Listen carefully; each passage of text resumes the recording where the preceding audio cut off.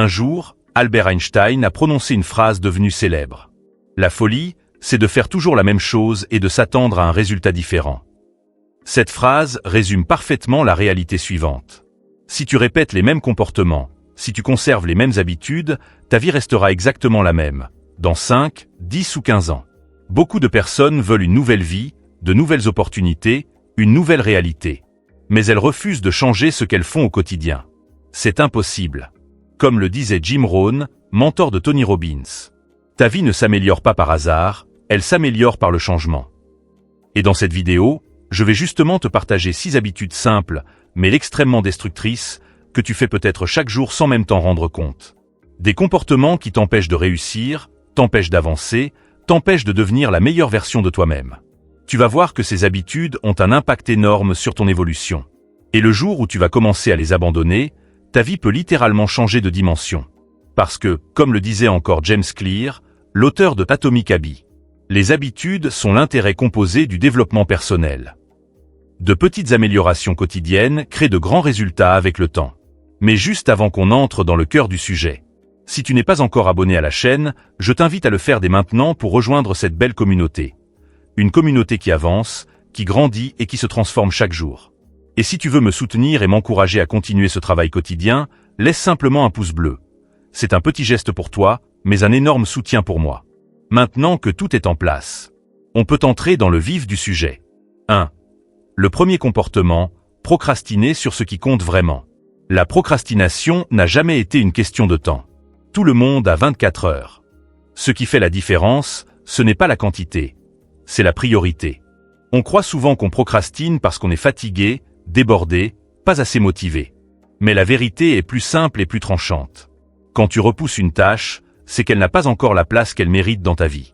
Le grand conférencier Brian Tracy résumait ça avec une image brutale mais géniale. Si tu veux accomplir plus, commence toujours par manger le crapaud.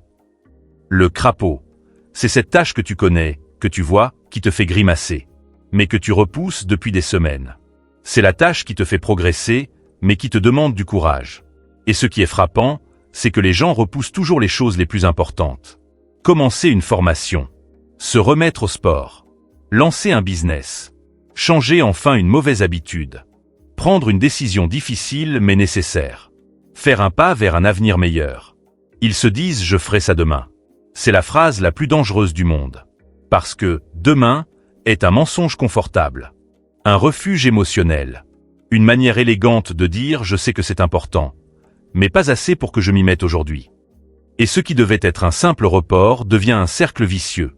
Un jour devient une semaine devient un mois devient un an, et un an devient une vie manquée. Tu veux te remettre au sport. Tu te dis « je commencerai lundi ». Lundi arrive. Tu te dis « je commencerai demain » et tu continues. Pendant ce temps, quelqu'un d'autre, qui n'a peut-être pas plus de talent, pas plus de motivation, pas plus de chance que toi, décide simplement de commencer. Il fait 10 minutes par jour. Pas 1 heure. Pas 2. Juste 10 minutes. 3 mois plus tard. Il est plus en forme. Il est plus confiant. Il est plus discipliné. Il a créé une routine. Toi, tu as toujours le même problème. Parce que tu n'as jamais passé la porte du premier pas. Comme le disait Goethe, tout ce que tu peux faire, ou rêver de faire, commence-le. Le pouvoir, la magie et le courage ne se trouvent pas dans la réflexion. Ils naissent dans l'action. La leçon est simple. Tu n'as pas besoin d'être parfait. Tu n'as pas besoin de tout comprendre. Tu n'as pas besoin d'être prêt. Tu dois commencer. Parce que ce n'est jamais la taille de l'effort qui change une vie. C'est la constance du premier pas. Et le jour où tu arrêtes de dire « je ferai demain » et que tu fais, même un tout petit peu, ta vie commence enfin à bouger. Comme l'écrivait Emerson, ce que nous redoutons le plus de faire est souvent ce que nous avons le plus besoin de faire. Alors, arrête de repousser. Tu n'as pas besoin d'une révolution. Tu as juste besoin d'un début. Deuxième comportement, attendre la motivation au lieu de créer la discipline. Beaucoup de gens pensent qu'ils doivent attendre la motivation avant d'agir. Comme si, un matin, une sorte d'énergie magique allait les traverser et les pousser à changer leur vie. Mais c'est une illusion. Un piège doux, confortable et dangereux. L'ancien Navy SEAL Jocko Willink l'a résumé avec une clarté brutale. La motivation va et vient. La discipline, elle, te porte. La motivation, c'est émotionnel. C'est comme la météo. Un jour il fait beau, un jour il pleut. Tu ne peux pas construire ta vie dessus. La discipline, au contraire, c'est une structure. Un moteur interne. Une décision qui ne dépend pas de ce que tu ressens, mais de ce que tu veux devenir. La motivation te fait bouger. La disciplina te transforme. On confond souvent les deux, mais elles n'ont rien en commun. La motivation, c'est vouloir. La discipline, c'est faire. La motivation, c'est j'aimerais bien. La discipline, c'est je le fais, point.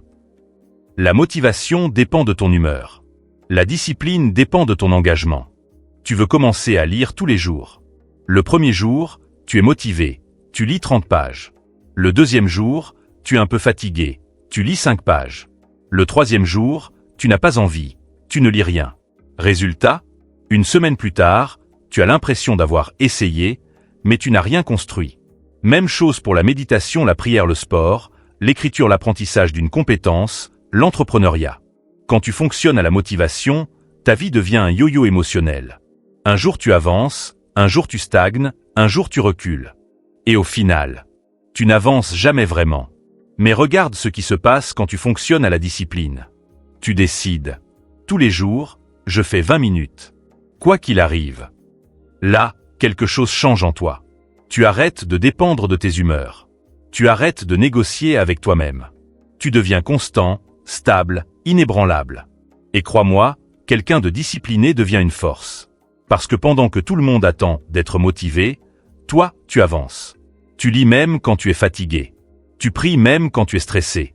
Tu t'entraînes même quand il pleut. Tu te lèves même quand tu n'en as pas envie. C'est ce qui fait la différence entre ceux qui veulent changer leur vie et ceux qui la changent réellement. Aristote l'avait déjà compris il y a des siècles. Nous sommes ce que nous répétons chaque jour. L'excellence n'est donc pas un acte, mais une habitude. L'excellence n'est pas un moment de motivation. C'est une répétition.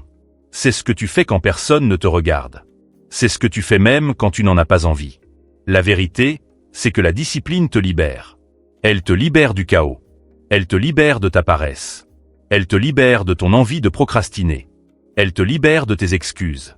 Elle te donne la seule chose que la motivation ne pourra jamais t'offrir, des résultats.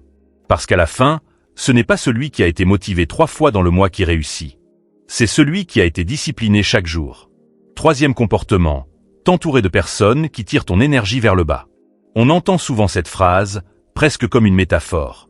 Tu ne peux pas voler avec les aigles si tu passes ton temps avec les poules. Mais ce n'est pas qu'une image.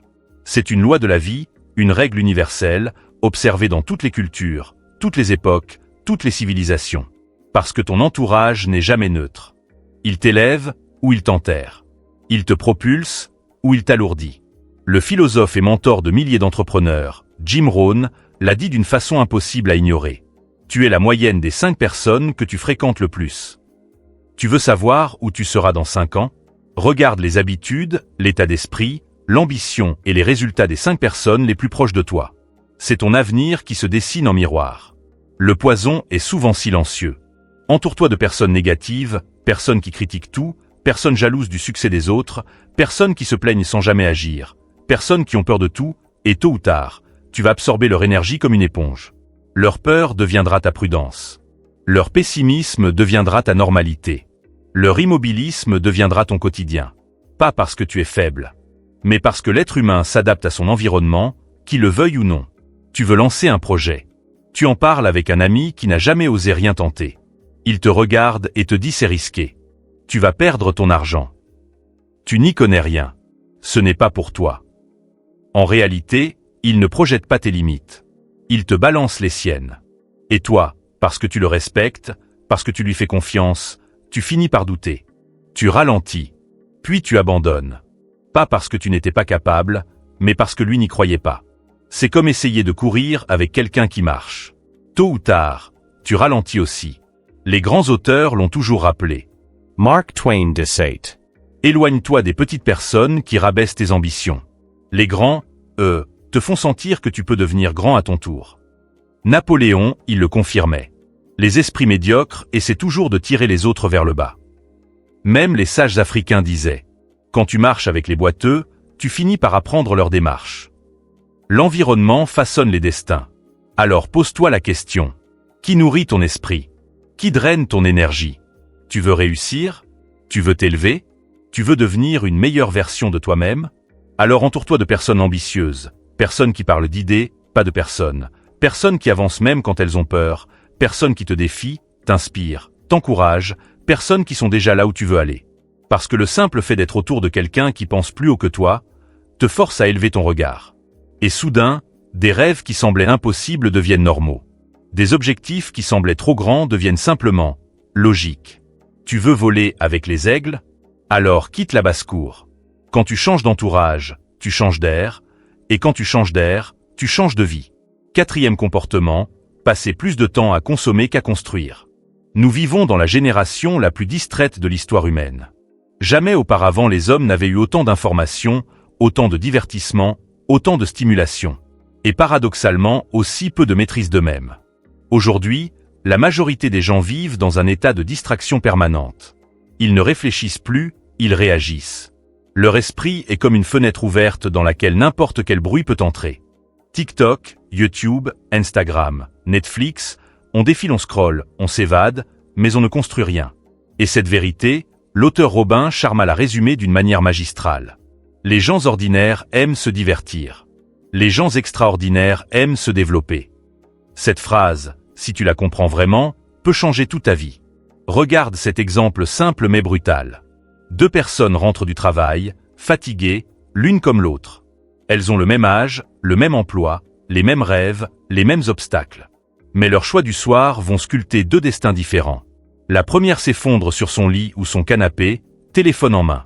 Elle enchaîne 3 heures de TikTok, vidéos sans fin, dopamine gratuite, rire facile, contenu éphémère.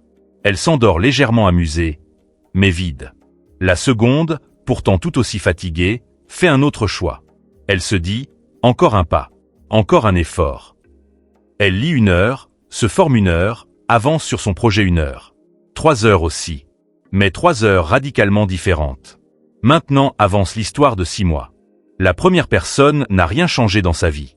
Elle a consommé des milliers de vidéos, ri à des blagues, liké des posts.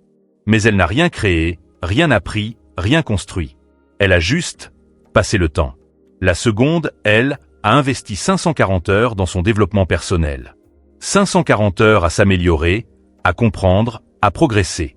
Elle a grandi intérieurement, elle a développé des compétences, elle a gagné en discipline et en confiance. Peut-être qu'elle a lancé un projet, a trouvé une opportunité, a augmenté sa valeur, a changé sa mentalité, a transformé son avenir. 2 vies identiques au départ. 2 vies opposées à l'arrivée. Juste à cause de 3 heures par jour. La vérité est simple. Ce que tu consommes t'endort. Ce que tu construis te libère. Le divertissement n'est pas mauvais en soi. Mais lorsqu'il devient ton refuge, il devient ta prison. Marcus Aurelius disait, l'homme se ruine toujours en cherchant le plaisir avant l'effort. Alors pose-toi cette question, honnêtement. Es-tu en train de bâtir ta vie, ou simplement en train de t'évader d'elle? Parce que la différence entre ceux qui réussissent et ceux qui stagnent ne se trouve pas dans le talent, ni dans l'intelligence, ni dans la chance. Elle se trouve dans la manière dont ils utilisent leur temps quand personne ne les regarde. Celui qui construit avance. Celui qui consomme s'endort. Et tôt ou tard, la vie présente la facture. 5e comportement, te dévaloriser et parler contre toi-même. Le plus grand obstacle sur ton chemin, ce n'est ni ton environnement, ni ton passé, ni même les gens autour de toi. Le véritable obstacle est à l'intérieur. Napoléon, il l'a dit avec une précision chirurgicale. Les seules limites que tu as sont celles que tu te fixes toi-même. Et cette phrase ne parle pas seulement d'ambition. Elle parle de ce dialogue silencieux que tu entretiens avec toi-même. Ce mur invisible qui bloque ton potentiel sans que tu t'en rendes compte. Parce que, soyons honnêtes, combien de fois t'es-tu dit « je ne suis pas assez bon, je vais sûrement échouer, ce n'est pas fait pour moi, les autres sont meilleurs ». Ces phrases semblent anodines, mais elles ne le sont pas. Ce ne sont pas de simples pensées. Ce sont des instructions. Des ordres directs envoyés à ton cerveau, qui lui répètent « n'y va pas, ne tente pas, tu n'es pas capable ». Et ton cerveau, fidèle à ce qu'il pense être ta vérité, obéit. Tu finis par vivre en fonction non pas de ce que tu es réellement, mais de ce que tu crois être. 2 élèves passent le même examen. L'un murmure intérieurement « je vais réussir », même si c'est dur. L'autre soupire « je suis nul. De toute façon, je rate toujours ». Ils ont les mêmes cours, le même professeur, le même sujet d'examen. La seule différence? L'histoire qu'il se raconte. Et devine quoi? Même si celui qui doute a plus de capacité à la base, celui qui croit en lui performe mieux. Pourquoi? Parce que le cerveau suit la direction de tes croyances, comme une boussole suit le nord. Le psychologue William James le disait déjà au XIXe siècle. Crois que la vie vaut la peine d'être vécue, et ta croyance aidera à créer ce fait. Ce que tu crois, crée ce que tu fais. Et ce que tu fais, crée ce que tu deviens. Tu peux avoir le talent, l'intelligence, les opportunités. Si ta parole intérieure te tire vers le bas, tu t'auto-saboteras. À l'inverse, tu peux partir de rien. Mais si tu te parles comme quelqu'un qui mérite, qui progresse, qui peut s'améliorer, alors chaque jour, tu avances, même à petits pas. Ton discours intérieur est ton carburant. Ou ton poison. Il peut t'élever ou t'étouffer. Te libérer ou t'emprisonner. Alors, à partir d'aujourd'hui, surveille ta voix intérieure comme on surveille le feu. Parce qu'elle a le pouvoir de tout brûler ou de tout illuminer. 6e comportement. Avoir peur du jugement et chercher l'approbation des autres. Il y a une vérité que beaucoup découvrent trop tard. L'opinion des autres n'a jamais payé le loyer, rempli un frigo ou construit une destinée. Mais elle a détruit des milliers de rêves avant même qu'ils aient le temps de naître. N'écoute jamais l'opinion de quelqu'un qui n'a jamais construit ce que toi tu veux construire. Et pourtant, nous avons été conditionnés à chercher l'approbation, à demander des permissions qui n'existent que dans nos têtes, à ajuster nos ambitions pour ne pas déranger. Tu veux lancer un projet? Tu veux changer de carrière? Tu veux évoluer spirituellement, financièrement, mentalement? Il y aura toujours quelqu'un pour te dire ça ne marchera jamais. Tu rêves trop grand. Qui es-tu pour faire ça? Mais demande-toi parle-t-il de tes limites ou des siennes? Car très souvent, les gens ne critiquent pas ton projet. Ils critiquent le miroir que ton ambition renvoie à leur propre immobilité. Et regarde l'histoire de ceux qui ont marqué le monde. Chaque visionnaire, chaque pionnier, chaque géant a d'abord été considéré comme fou, naïf ou arrogant. Steve Jobs a été traité d'obsédé. Nelson Mandela d'agitateur. Oprah Whitney de femme qui ne fera jamais carrière à la télévision, Elon Musk de rêveur instable. Et Jésus, de menace à l'ordre établi. Mais ils avaient tous un point commun, ils ont continué malgré les voix qui tentaient de les éteindre. Nietzsche disait ceux qui dansent sont considérés comme fous par ceux qui n'entendent pas la musique. Tu entends une musique que d'autres ne perçoivent pas encore. Voilà pourquoi ils ne comprennent pas. Voilà pourquoi ils critiquent. Et c'est normal. Imagine 2 collègues qui rentrent du travail. L'un te dit tu veux créer ton entreprise, tu vas perdre ton argent. Mais lui-même n'a jamais essayé, jamais pris de risque, jamais appris. C'est comme demander à quelqu'un qui ne sait pas nager. S'il faut sauter à l'eau, il te dira toujours non. Pas parce que l'eau est dangereuse, mais parce qu'il ne sait pas y survivre. La vérité, la voilà. Ce ne sont pas les opinions qui façonnent ta vie. Ce sont tes décisions. Ce n'est pas la peur des autres qui t'arrête. C'est la tienne. Ce n'est pas leur jugement qui détermine ton avenir. C'est ton courage. Et Mark Twain l'a dit avec une justesse incroyable. Ils ne savaient pas que c'était impossible, alors ils l'ont fait. Alors laisse les autres parler. Laisse-les douter. Laisse-les critiquer, commenter, rire, sous-estimer. Parce que pendant qu'ils parlent, toi, tu avances. Et c'est toujours celui qui avance qui finit par surprendre le monde. Le jour où tu vas éliminer ces 6 comportements, la procrastination, l'attente de la motivation, les mauvaises fréquentations, la consommation excessive, la dévalorisation, la peur du jugement, ta vie ne pourra plus rester la même. Comme le disait Victor Hugo, rien n'est plus puissant qu'une idée dont l'heure est venue. Et j'ai une conviction, l'heure de ton changement, c'est maintenant.